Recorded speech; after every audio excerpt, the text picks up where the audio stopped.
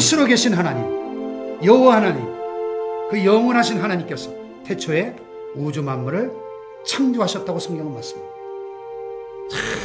밤하늘의 별들을 바라보세요.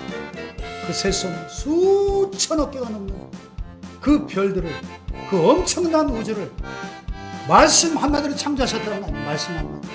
얼마나 능력이 많으면 그 끝도 없는 광활한 우주의 그 수천억 개의 별들을, 해와 달과 별들이 있으라 넷째 날 말씀하시니까 생겨났다는 거예요. 무엇의 이유로? 할렐루야. 전능하신 하나님을 보여주셨습니다. 사도신경은 우리가 교회에 처음 나오자마자 예배 시간마다 따라하면서 자연스럽게 암송하게 된 아주 익숙한 말씀입니다.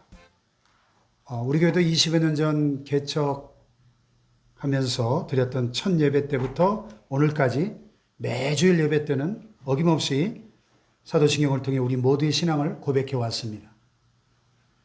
그런데 주기도문도 그렇지만 너무 익숙한 나머지 마음을 담아서 고백하는 신앙 고백이 돼야 하는데, 그게 아니라 마치 주문을 외우듯이 아무 의미 없이 습관적으로 중얼거리고 그냥 예배 순서의 하나로 지나가 버리는 경향이 없지 않아 있죠. 더 심하게는 무슨 뜻인지도 모르고 그냥 남들 하는 대로 따라서 하는 사람도 덜어 있습니다. 하지만 사도신경은 우리가 이렇게 소홀히 취급해서는 안 되는 너무 귀중한 말씀입니다. 뿐만 아니라 교회 안팎에서 사도신경은 지금 많은 공격에 직면해 있습니다. 밖으로는 이단들의 공격에, 안으로는 사도신경 무용론자들의 비판에 직면해 있습니다. 이단들, 특히 신천지는 이 사도신경이 로마 카톨릭에서 비롯된 것이고 예수 그리스도께서 본디오 필라도에게 고난을 받았다는 거짓을 가르치는 것이라고 하면서 사도신경은 성경에 맞지 않는 사람의 가르침이다, 이렇게 비난하고 있습니다. 또 기독교 안에서의 공격도 존재합니다. 소위 historical Jesus, 즉 역사적 예수를 강조하는 자유주의 신학자들을 통해서 사도신경 무용론이 제기되기도 합니다. 대표적인 예로 한환상 교수는 그의 저서인 예수 없는 예수교회라는 책에서 이 사도신경을 가리켜 역사적 예수, 실물 예수의 감동적인 모습은 찾아볼 수 없고 교리적 그리스도에 대한 신학적 표현은 상대적으로 길고 자세하다 라면서 예수 없는 신앙 고백이다, 이렇게 사도신경을 평가절하하고 있습니다. 이와 같이 사도신경이 기독교의 안팎에서 소홀히 취급당하고 공격을 받고 있는 이때에 과연 지난 2000년 동안 복음의 순수성과 정통성을 사수하기 위해서 목숨을 걸고 신앙을 지켜왔던 우리의 믿음의 선배들과 정통교회들은 과연 이 사도신경을 어떻게 이해하고 가르쳤을까요?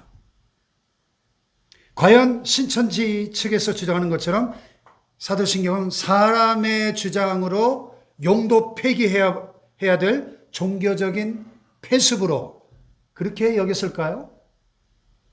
아니면 기독교를 바르게 정의하고 이해하기 위해서 반드시 이해되고 고백되어져야 될 신앙의 기초이자 초석으로 생각했을까요? 여기에 대해서 합동신학대학원의 박상봉 교수님은 사도신경을 이렇게 정의하고 있습니다. 처음부터 교회는 하나님의 말씀은 성경을 통해서 구원과 믿음에 관련된 믿어야 할 것과 행해야 할 것을 규정해왔다. 성경 전체의 내용을 명확한 표현과 이해로 구원과 믿음에 대한 진리를 충실히 드러내고 동시에 잘못된 경우들을 피하면서 가장 적절한 언어로 체계화시켰다. 전체 성경의 내용을 모든 신자들이 쉽게 이해할 수 있도록 공적인 교리와 신조, 즉 신앙 고백으로 정리한 것이다 그랬어요. 신학자의 설명이라 좀 딱딱하긴 한데 좀 간단히 말하면 사도신경이 뭐냐? 전체 성경 66권의 내용을 핵심적이고 명확하게 정리한 가장 기초적인 신앙 고백이다. 이렇게 정의할 수 있는 거죠. 아멘. 그러므로 전체 성경이 요약된 핵심적 신앙 고백인 이 사도신경이 제대로 가르쳐지지 않고 제대로 고백되어지지 않고 더 나아가 이 사도신경을 부인하는 그런 곳이라면 아마 그 교회는 진정한 의미의 보편적인 교회, 즉 성경적인 올바른 기초에 서 있는 정통교회가 아니라 이단 사이비적인 교회라고 보아야 할 것입니다. 사도신경의 역사적 유래를 보면요, 이 신경이란 말이 영어로 creed라는 이 말은 다른 말로 하면 신조인데요, 우리가 믿는 내용 그런 뜻입니다. 기독교의 전승에 따르면 예수님의 12사도가 예루살렘에서 작성해서 수제자인 베드로가 로마로 가져갔다, 이렇게 전해지고 있습니다. 그런데 종교学자 마틴 루터는 조금 다르게 설명합니다. 이것은 특정한 사람이 공식적으로 작성한 게 아니고 마치 꿀벌들이 갖가지 꽃들로부터 꿀을 모아오는 것처럼 12사도들의 가르침이 전해져 내려오면서 오묘하게 요약된 역사적 산물이다, 이렇게 주장했어요. 다시 말해서 사도들의 가르침들 가운데 엑기스라는 뜻에서 사도신경, 이렇게 부르게 되었다는 겁니다. 아무튼 이 사도신경은 너무나 소중하고 귀한 말씀임에 틀림이 없습니다. 그러니까 이 사도신경의 내용만 확실하게 믿으면 분명히 구원받은 하나님의 자녀로 인정받을 수 있습니다. 아멘. 반대로 어느 대목 하나라도 믿지 못하면 그 사람의 신앙에는 문제가 있는 것입니다. 교회도 마찬가지로 사도신경을 있는 그대로 고백해야 주님의 참 교회라고 할 수 있다는 것입니다. 그래서 오늘부터 시작해서 약 12주간에 거쳐서 이 소중한 사도신경의 내용들을 하나하나 자세하게 살펴보고 신앙의 기본과 핵심들을 확실하게 정립하는 기회가 될 수 있기를 축복합니다. 이 사도신경의 구조를 보시면 성부, 성자, 성령 삼위일체 하나님에 대한 신앙 고백을 중심으로 해서 크게 세 부분으로 나눌 수가 있습니다. 첫째는 성부 하나님, 아버지 하나님에 대한 고백이고요. 두 번째는 성자 예수님, 독생자 하나님 외아들 예수 그리스도에 대한 고백이고요. 세 번째는 성령 하나님과 구원에 대한 고백. 또 마지막에 아멘. 아멘은 무슨 뜻이죠? 믿습니다. 히브리어로 옳습니다. 진실로 그렇습니다. 동의합니다. 그렇게 되리라고 나는 확실히 믿습니다. 그런 뜻이거든요. 그러니까 사도신경 전체를 고백하면서 이것은 참 진리이고 내가 진정으로 믿습니다, 그렇게 다짐하는 말입니다. 아멘. 그러면 오늘 첫 시간으로 제일 먼저 나오는 첫 문장을 한번 살펴보겠습니다. 첫 문장이 뭡니까? 나는 전능하신 아버지 하나님 천지의 창조주를 믿습니다. 세 번역이고요. 구 번역에서는 어떻게 번역했었죠? 전능하사 천지를 만드신 하나님 아버지를 내가 믿사오니. 이거를 거의 100년 넘게 고백했는데 지금도 사도신경 합시다 전능하사가 너무 오랫동안 고백했기 때문에 참 잘 안 고쳐져요. 그런데 이 구번역에 보면 내가 믿사오며가 맨 뒤에가 있는데요. 중요한 것은 우리말에는 맨 뒤에 나오지만 원문에 보면 맨 앞에 나옵니다. 그래서 영어 사도신경도 I believe in God, 나는 믿습니다가 제일 앞에 나와 있어요. 왜 이게 중요한가?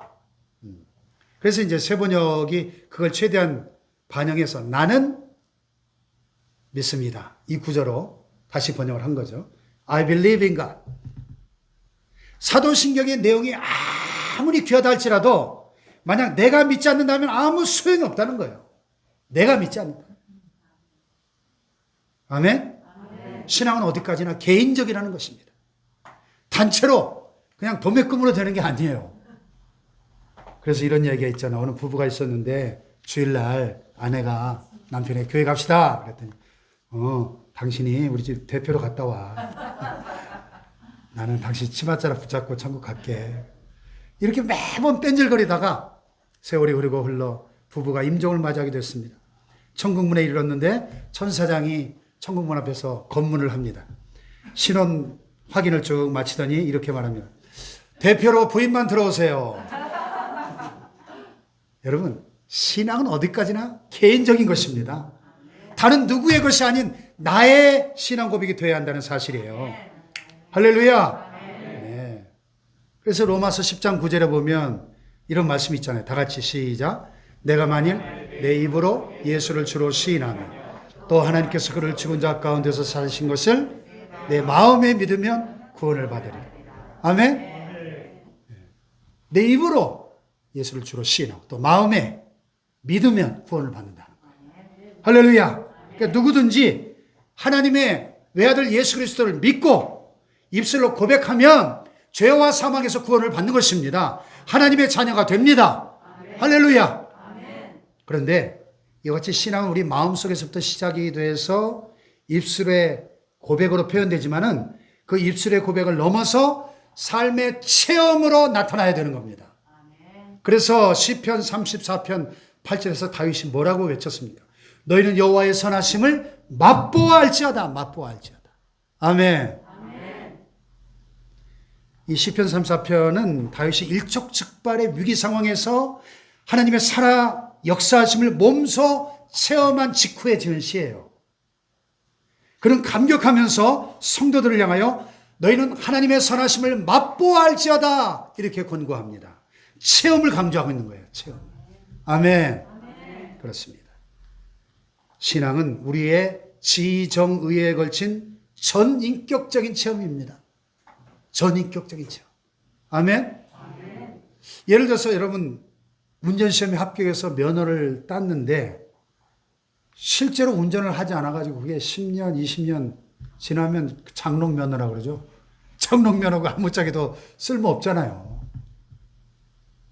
우리 신앙도 마찬가지입니다. 성경 말씀은 단순한 지식이 아니라 실제로 체험할 때 더 깊이 알 수 있는 실천적 진리다 하는 것입니다. 아멘. 그래서 우리가 앞으로 12주 동안 살펴볼 이 사도신경도 한 구절 한 구절 다 믿어지고 고백되어지고 체험되어져야 마땅한 것입니다. 그래서 간절히 바라기는 이 말씀 하나하나가 저와 여러분의 마음속에서 믿어지고 입술로 진실하게 고백되기를 축복합니다. 더 나아가서 삶에서 체험됨으로 우리의 삶이 하나님의 은혜로 더 풍성해지기를 축복합니다. 할렐루야.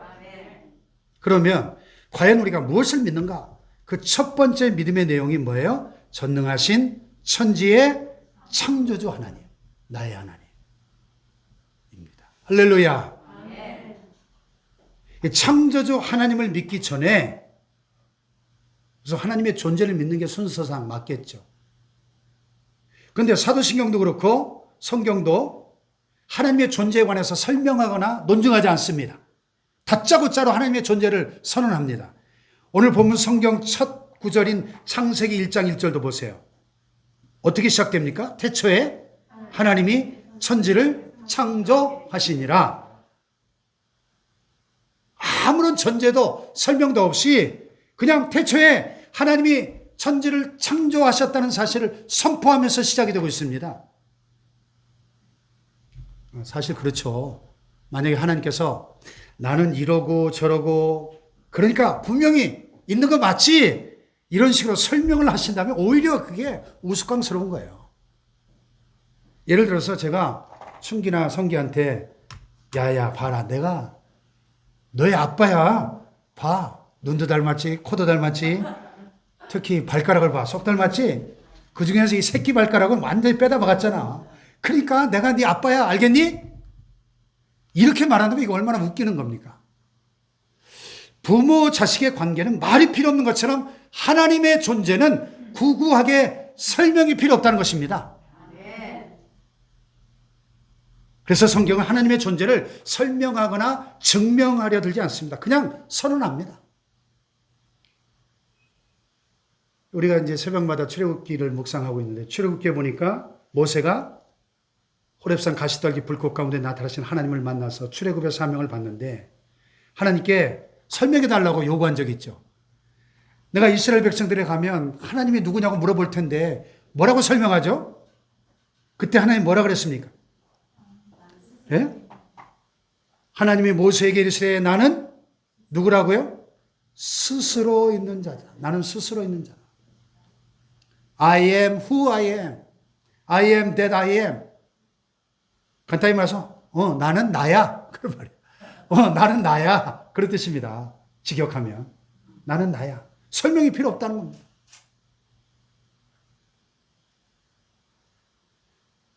스스로 계신 하나님, 여호와 하나님, 그 영원하신 하나님께서 태초에 우주 만물을 창조하셨다고 성경은 말씀합니다.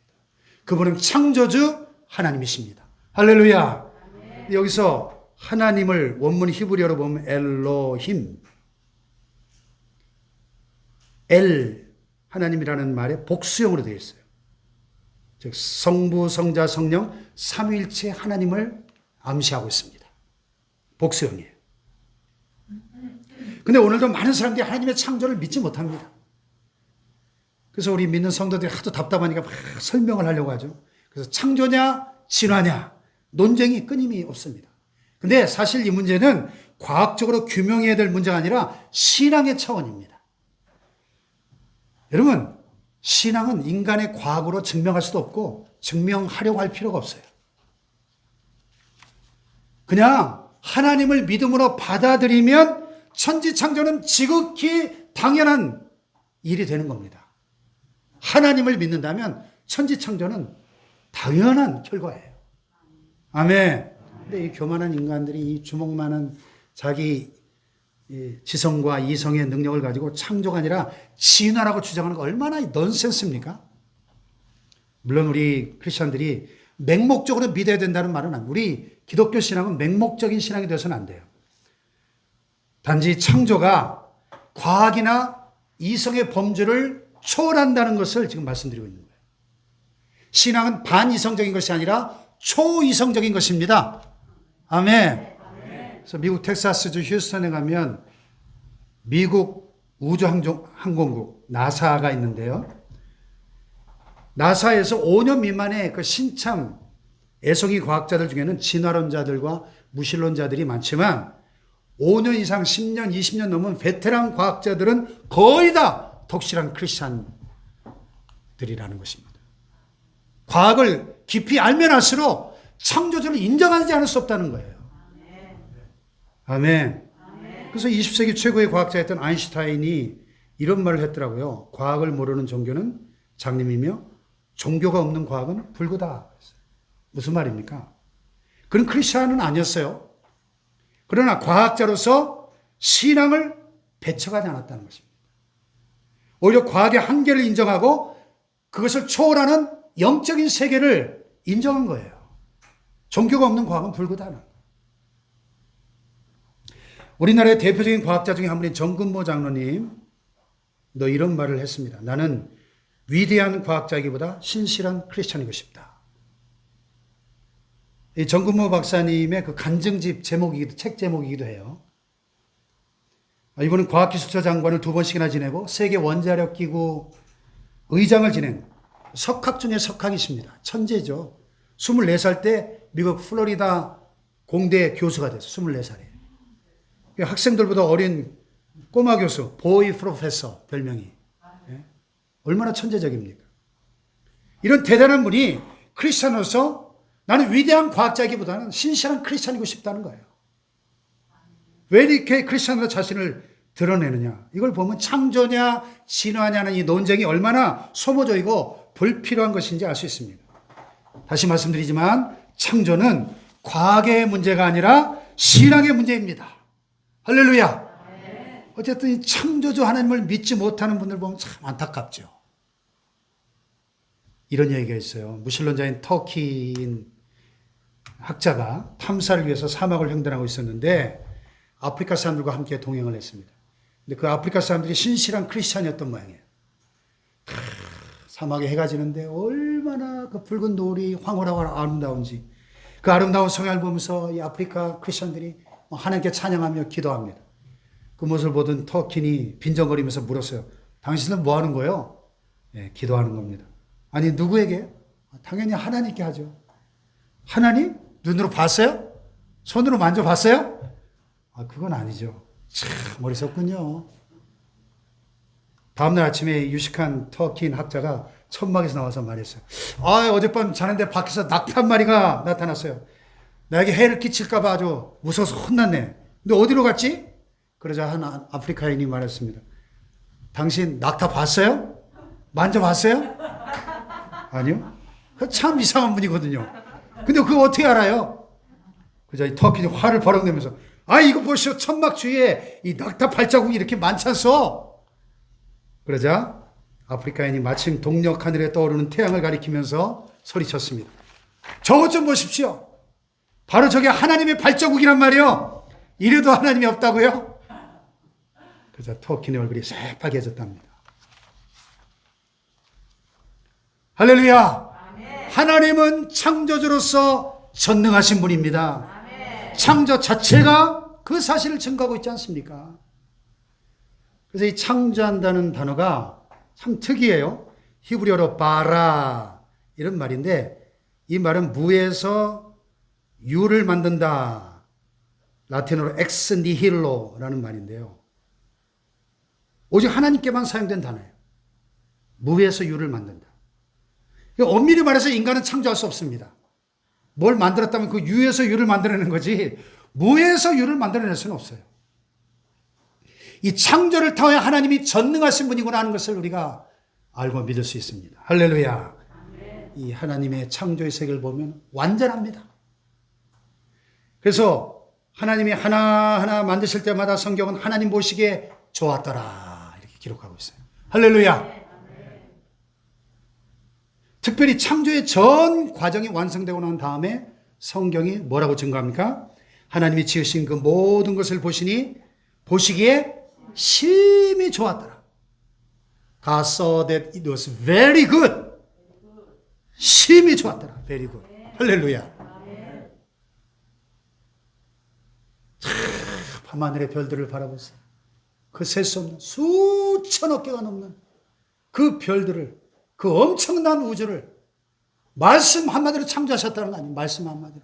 얼마나 능력이 많으며 그 끝도 없는 광활한 우주의 그 수천억 개의 별들을, 해와 달과 별들이 있으라 넷째 날 말씀하시니까 생겨났다는 거예요. 무에서 유로. 할렐루야. 아멘. 전능하신 하나님을 보여주지 않습니까? 아멘. 이와 같이 전능하신 하나님, 창조주 하나님 오늘도 살아 역사하고 계십니다. 아멘. 그 하나님을 우리가 믿는 거예요. 그 하나님. 아멘. 그러므로 그분은 우리의 하나님인 동시에 나의 하나님이십니다. 내 인생 가운데 함께 하시고 역사하시는 전능하신 하나님을 믿으시기를 축복합니다. 아멘. 할렐루야. 아멘. 자, 결론적으로 하나님은 우리 인생 가운데 복을 부어주시는데요. 그리고 우리를 통해 영광 받으시기를 원하십니다. 창세기 1장 27절과 28절에 인간 창조의 기록이 나오는데요. 같이 한번 읽어볼까요? 시작. 사람을 창조하시되 남자와 여자를 창조하시고 하나님이 그들에게 복을 주시며 하나님이 그들에게 이르시되 생육하고 번성하여 땅에 충만하라. 땅을 정복하라. 바다의 물고기와 하늘의 새와 땅에 움직이는 모든 생물을 다스리라 하시니라. 아멘. 인간을 무엇대로 창조하셨다고요? 하나님의 형상대로 창조하셨대요. 개는 개같이, 돼지는 돼지같이, 원숭이는 원숭이같이 만드셨는데 그 모양대로, 종자대로. 인간만 유일하게 인간같이 만든 게 아니라 누구같이? 하나님같이, 하나님 모양대로. 하나님을 닮은 존재로 만들었다는 것입니다. 그런데 이 하나님의 형상대로 창조했다는 말씀은 하나님의 모양을 닮은 존재로 만드셨다는 뜻도 있지만 하나님과 사랑으로 교제하는 존재라는 뜻도 있어요. 하나님의 사랑을 받고 하나님을 사랑하는 존재, 하나님과 펠로우십을, 사귐을 갖는 존재로 만드셨다는 겁니다. 아멘. 그 사랑의 교제 가운데 축복과 영광의 하모니가 이루어집니다. 그래서 인간에게는 축복이죠. 하나님께서 우리 한 사람 한 사람을 축복하심을 굳게 믿어야 됩니다. 이를 위해서 하나님과 신령한 교제를 잘 할 수 있어야 돼요. 자, 하나님이 창조를 완성하신 다음에 무슨 일이 있었습니까? 2장 2절과 3절에 다 같이 시작. 그가 하시던 모든 일을 그치고 일곱째 날에 안식하시니라. 하나님이 그 일곱째 날을 복되게 하사 거룩하게 하셨으니 이는 하나님이 그 창조하시며 만드시던 모든 일을 마치시고 그날에 안식하셨음이니라. 아멘. 자, 안식일을 만드신 목적이 뭘까요? 하나님과 교제하면서 삶을 시작하라는 뜻입니다. 사실 안식일은 하나님을 위한 것이 아니라 우리 인간을 위한 것입니다. 흥미로운 사실은요, 인간이 창조된 다음에 제일 처음 맞이한 날이 안식일이었다는 거예요. 여러분, 하나님이 천지 만물을 며칠 동안 만드셨죠? 6일 동안 만드셨죠? 인간은 몇째 날 만드셨습니까? 맨 마지막 여섯째 날, 맨 마지막에 만드셨어요. 왜 맨 마지막에 만드셨을까요? 인간이 살 수 있는 모든 환경을 다 조성해 놓고 만들어야지. 예를 들어서 첫째 날 인간 만들면 어디에 살아요? 공중에 떠다녀야 됩니까? 그렇잖아요. 예. 자, 아담이 창조되고 나서 제일 처음 맞은 그 다음날, 즉 일곱째 날이 바로 안식일이었다는 겁니다. 다시 말해서 안식이 인간의 삶 가운데 가장 중요하다는 뜻입니다. 아멘. 여러분, 휴대폰을 사용한 다음에 충전합니까? 아니면 충전한 다음에 사용합니까? 당연히 충전한 다음 사용하죠. 저는 이 성격이 좀 완벽주의적인 경향이 있어가지고요. 휴대폰 배터리가 뭐 20, 30%, 한 40%만 돼도 좀 불안해져요. 그래서 항상 바로바로 충전해야 마음이 놓입니다. 그래서 특별히 중요한 볼일 보러 나갈 때는 항상 제 휴대폰은 100%딱 해놓고 나갑니다. 좀 까다롭죠. 오늘도 이렇게 이 휴대폰을 카메라로 써야 되기 때문에 딱 충전기에 꽂아놓고 깜빡이고 그냥 왔어요. 그 집사람한테 가져라고 연락해도 연락할 방법이 없어가지고 카톡으로 했더니 안 봐. 그래서 충기한테 카톡으로 야 엄마한테 전화해서 휴대폰 좀 가져오라고 해라. 100% 충전된 휴대폰을 가지고 지금 하는. 네. 인간도 마찬가지예요. 먼저 우리가 하나님 앞에 나와서 하나님과 만나서 교제하면서 안식을 누리고 은혜를 받아서 영적으로 충전한 다음에 이 험한 죄악 세상에 나가 살아야 승리하고 복되고 아름다운 인생을 멋지게 살 수 있다는 것입니다. 아멘. 할렐루야. 아멘. 그런데 인간이 범죄하고 타락하고 난 다음에 하나님을 멀리 떠나버렸지 않습니까? 그래서 그 죄의 결과로 고통이 찾아오고 괴로움과 슬픔과 질병과 불행과 죄의 저주로 가득한 삶이 되고 말았습니다. 안식이 사라져버린 거예요. 안식. 그래서 예수님이 안식을 회복시켜 주시기 위해서 이 땅에 오신 줄로 믿습니다. 우리의 모든 죄와 저주를 대신해서 십자가 은혜로 안식이 회복된 줄로 믿습니다. 할렐루야. 그래서 신약시대는 안식일 대신에 주일을 지키는 거예요. 예수님이 십자가에 돌아가신 후에 사흘 만에 부활하셨죠. 이 부활은 바로 구원의 완성이고 재창조입니다.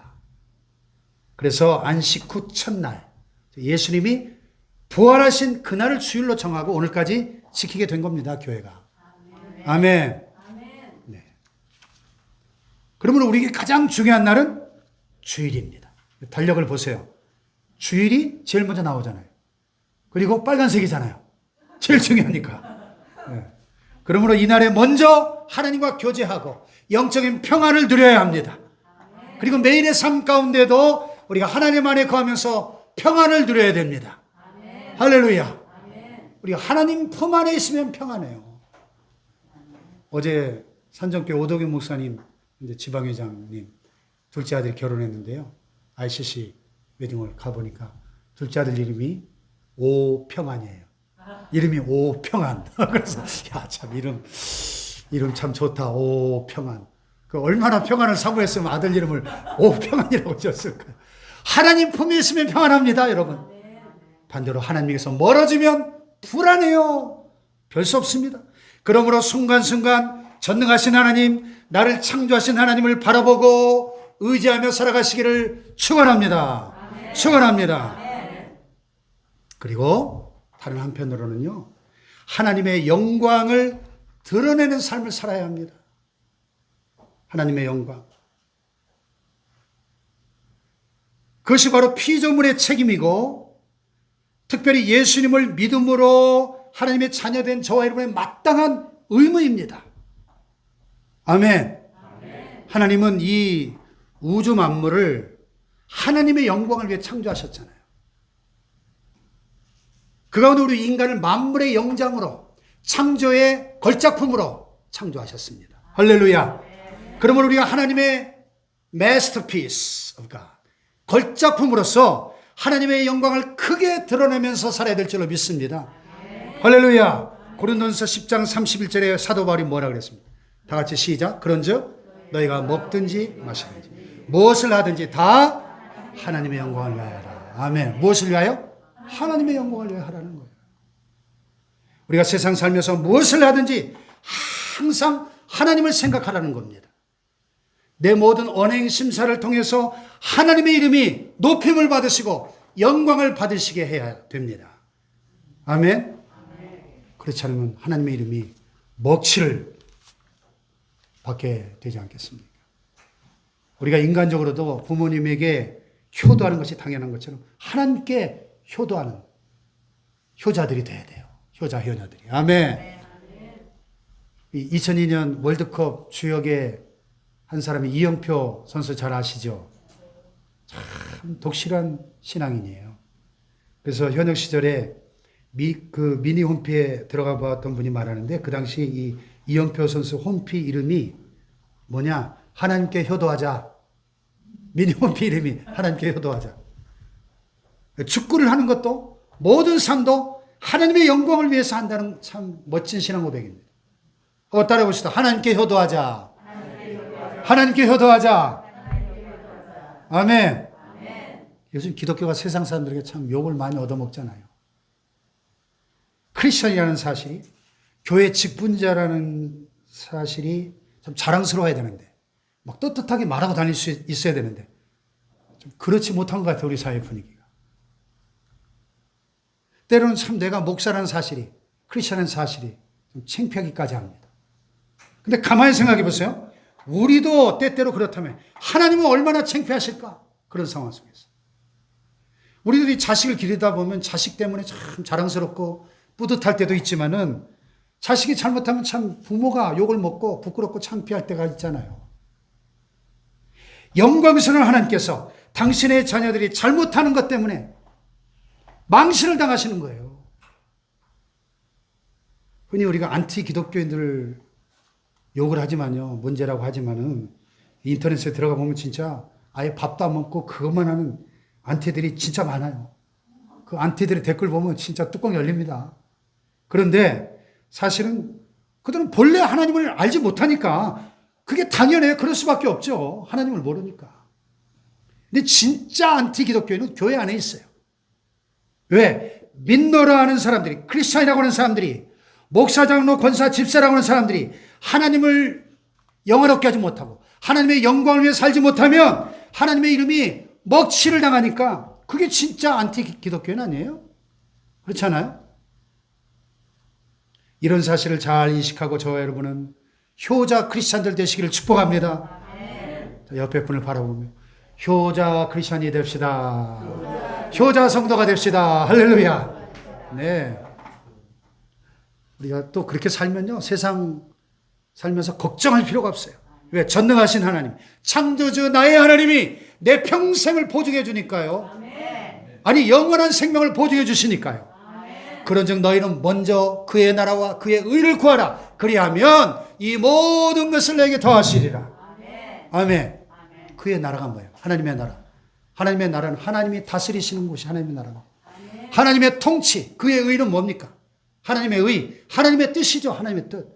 하나님의 다스리심을 받고 하나님의 뜻대로 살기만 하면 이 모든 것을 자동적으로 더해 주시겠다는 거예요. 세상 살면서 필요한 모든 것은 저절로 다 주신다는 겁니다. 할렐루야. 평생 보장이에요. 평생 AS 보장입니다. 영원 보장이 영원 보장. 할렐루야. 오늘 말씀 깊이 새기고 전능하신 창조주 나의 하나님을 믿고 체험하며 살아가시기를 주님의 이름으로 축원합니다. 축원합니다.